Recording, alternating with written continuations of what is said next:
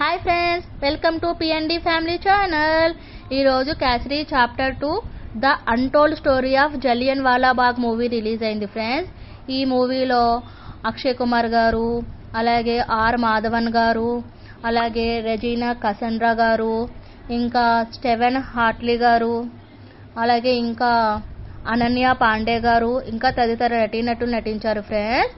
ఈ cinema direction చేసింది కరణ్ సింగ్ త్యాగి గారు, అలాగే రైటర్ కూడా కరణ్ సింగ్ త్యాగి గారు అండ్ అమృతపాల్ సింగ్ బింద్రా గారు రైటరు ఈ మూవీకి.